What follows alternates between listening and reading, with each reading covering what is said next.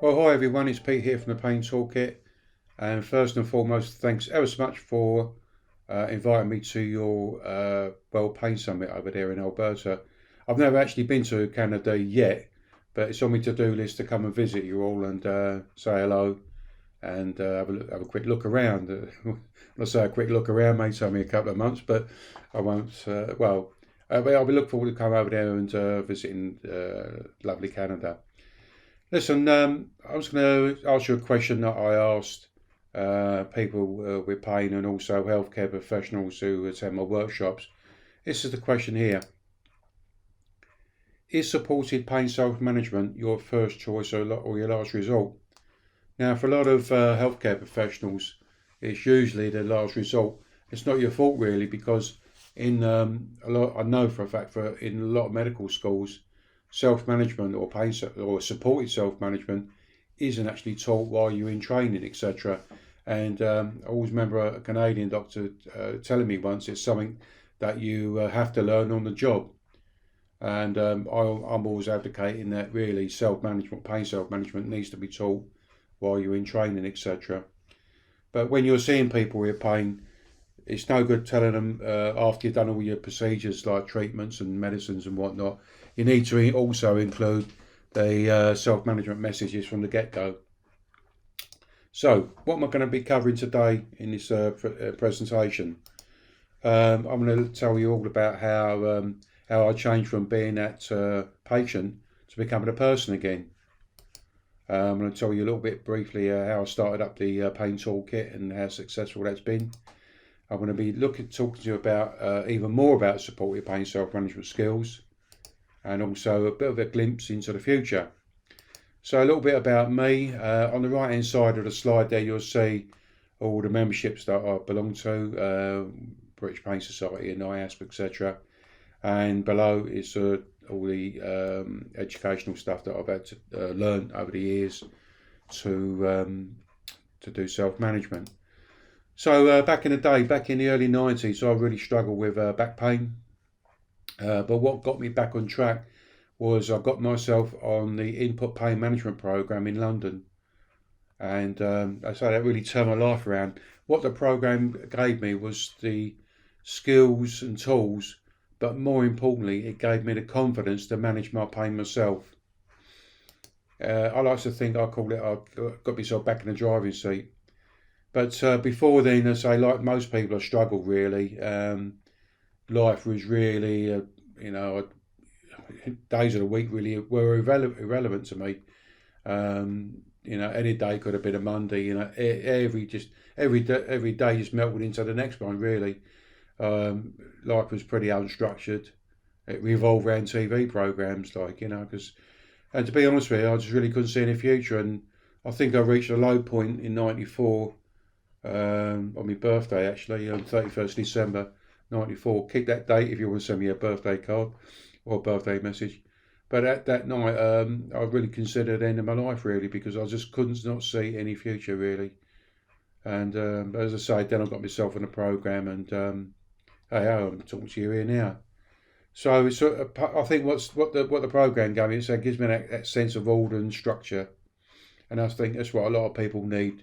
We're sort of just bouncing around the system all the time otherwise. For the last 25 years, I've been working in an educational sort of concept, really, writing simple self-management information. Look, I'm not an academic guy. I've got no academic qualifications whatsoever. I think at school I really struggled. But I just keep things very simple so that everybody I call them the man or woman in the street, will understand them, but I've been writing, promoting active self-management now for say 25 years, and I sort of started off writing the Pain Toolkit, a little 24-page booklet. I'll tell you a little bit more about that later on, and also a handbook for healthcare professionals. I've been looking at I've been working with the Seaside University for the last 3 years or so now, on a concept called virtual reality for rehab, but they call it VR for rehab. I'll show you a little bit about that later on, okay? Where do I live? I live about 75 miles northeast of London. A little village there called Mistley, by a river called the River Stour. We're famous there, the bottom left-hand corner, for Mistley Towers, which was a church that goes back, I think, to the 1600s. Mistley is also famous for the Witchfinder General. Around here, if you was back in the day, back in the, I don't know when it was, 1600s, 1700s, or whatever. I was looking for witches, like, and put, unfortunately, women. There's a river there, and if you floated, you was a witch, and if you they used to throw women in the river.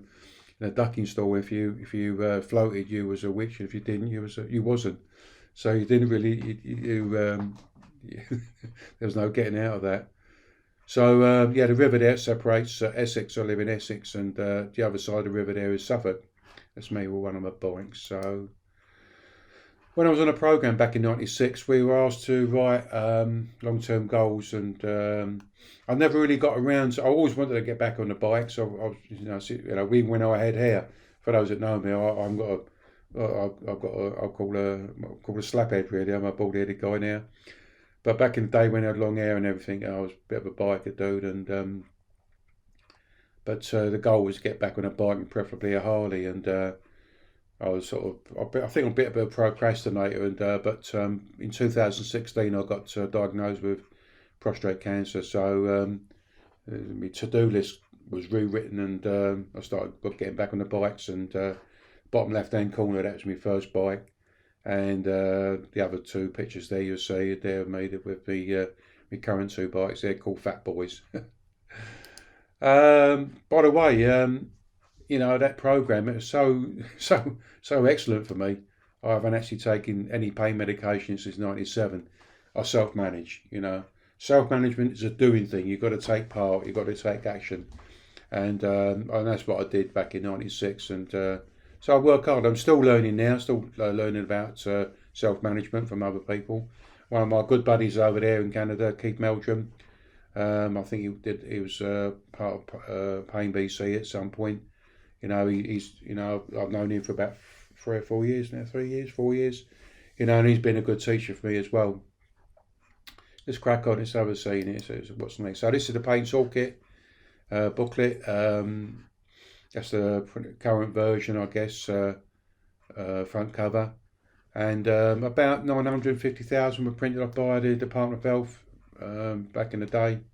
But I've adapted it for over the years for you guys over there in Canada, but also been translated into different languages, etc. German, Austrian, etc. The funny thing about the Austrians, they didn't like the German version, although they do speak German. They rang me up one day and said, "We don't like the German version." I said, "Well, what's the problem?" They said, "Well, you haven't put any information there about pain and work." And I thought, yeah, they're dead right. So I had to quickly write a chapter on pain and work, etc. So there's other versions as well. There's an animated version there on YouTube. I also adapted it for people in prisons, offenders. Neuropathic pain version. Keith Meldrum, my good buddy there, give him another name check. He helped me write the neuropathic pain version for UK and Canada. People with mental health, long-term conditions. Hey, the good news is I've also written a handbook for healthcare professionals. And all of these books now, they've just been mentioning, they're also audio book versions as well. So we did that this year, I think back end of last year and this year, for those who are like to learn while they're on the move, and also for people who have got vision problems. In the pain toolkit on page 4, you'll see something called a pain cycle, and a lot of people with pain that really identify with this. They, when I show it on the workshops, they go, "Oh my God, it's like looking in a mirror." They really identify with all these problems they got. So at the top there, you got persistent pain going on. So this is like their journey really. We become less active. We lose our fitness. We start writing no-go lists. Well, I used to do it, but I can't do that no more. Sleep problems, tiredness, fatigue. Sleep problems still a problem for me even today. Even these days. so I wake up quite frequently in the night. So I use belly breathing to get myself back to sleep. Being stressed out, fearful, anxious, etc. Medication side effects, as you know, massive problem around the world with the opioid problem, etc. So there's, they can identify with that. Weight gain or loss, negative thinking, fear of the future, like me, what's going to become of me, etc. Depression, mood swings, time off work and money worries, and relationship concerns. It's quite common for people in relationships that they tend to go a bit bonkers.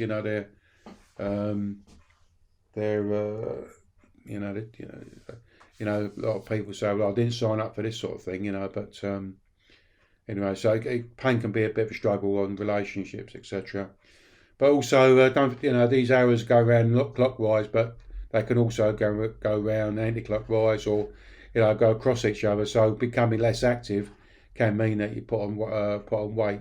That was certainly the case for me. These are the 12 tools in the pain toolkit. I won't read them out, but you've probably seen a copy of the pain toolkit. Listen, just visit the website. I mean, there's tons of information on there. But the question I get asked most, well, what's the most important one? I think they're all important to whoever's reading them. But for me, I think for a lot of other people, tool one, accept that you have persistent pain and begin to move on.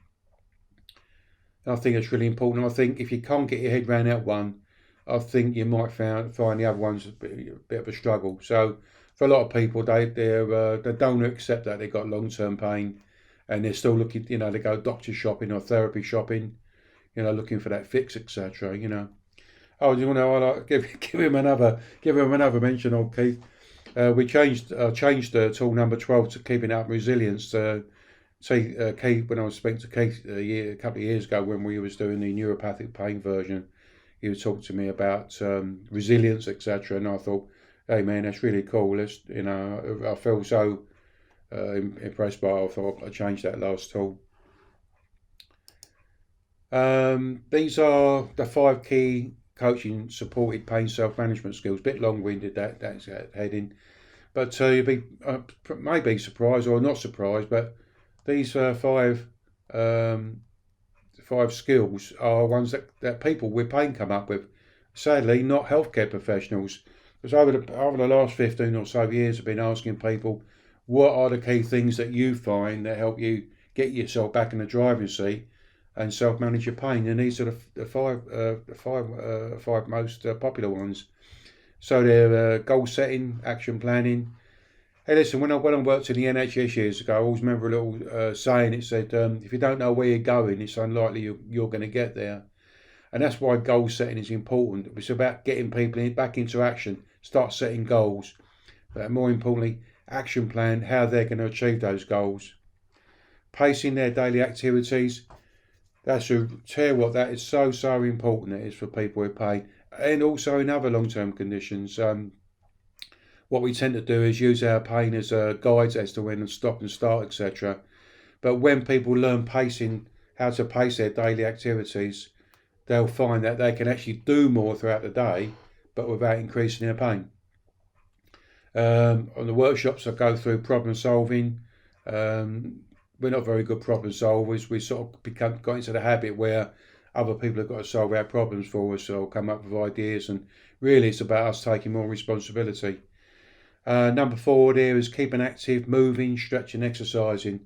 I think a lot of physios, I know over there, physical therapists, they're moving away from this sort of heading of stretching, exercising, because I think for a lot of people, when you say you've got to stretch and exercise, you've got to think, you've got to put the lycra on or get down the gym and whatnot.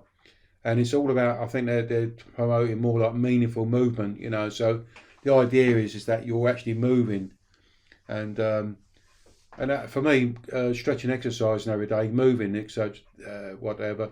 That's why I don't have to take any pain meds. For me, stretching, exercising, regular movement, etc. means I haven't say I keep off the meds.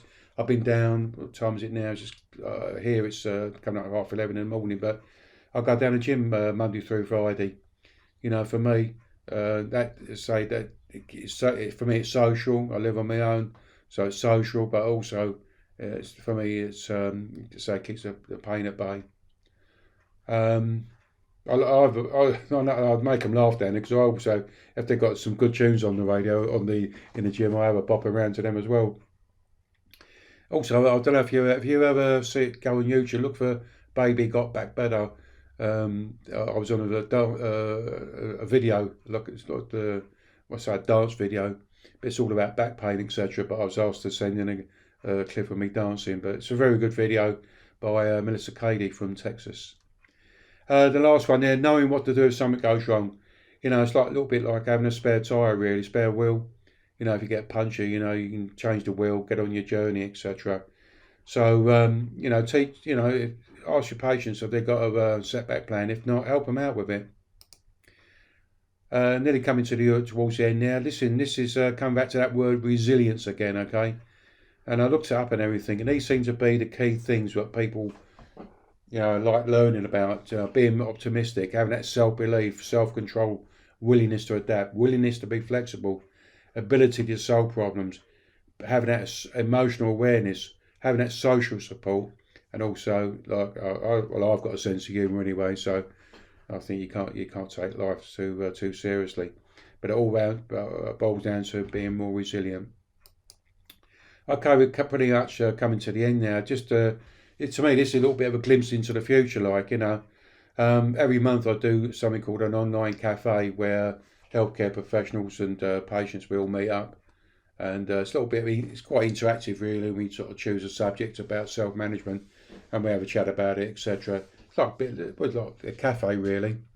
But I've been working with Teesside University, as I said, for I think about the last 3 or 4 years, and they like the idea of that cafe. So what we've been developing together is well, as you can see in the picture there, it's a little bit of a cafe, and you can see the slide. The slide there is the one where I show all the PowerPoints. That little slide I'm showing there, and that's where I would remind people to have like their pacing break. On the right hand side there is the game. We played the pacing game.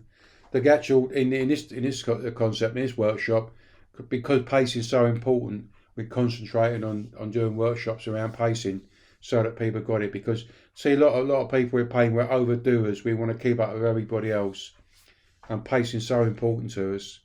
So we have a little bit of fun there. They love the game, and also people say they like being like an avatar. Here's a little bit of a video about the cafe.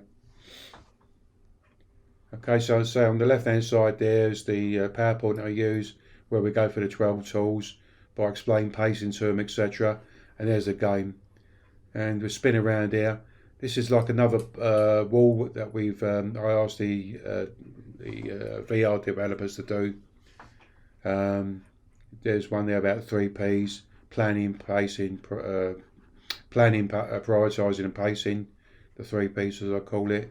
Some ideas about relaxation, skills, etc. that they can pick up on, and also there about keeping active, moving and stretching, exercising.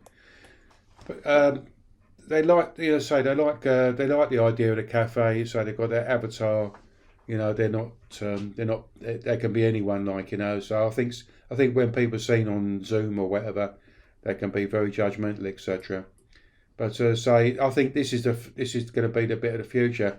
And the good thing about the this concept is that you don't need a headset. Okay, so last question really to you guys. So after what I've been talking about for the last 20 or 15, 20 minutes or so, when will supported pain self-management, will that be your first choice or your last resort when you see your patients later on today or tomorrow or next week? So thanks for watching, thanks for listening, and don't forget to visit the Pain Toolkit website. There it is there, paintoolkit.org. If you've got any questions at all, then drop me a line via email address there. I'm also on Twitter, quite active on Twitter. There's a Pain Toolkit Facebook page, and I'm also on Instagram as well. Thanks very much for watching, and hopefully I may see one or two of you when I get myself over there to Canada. Take care. Hey, enjoy your conference. Take care. Ciao.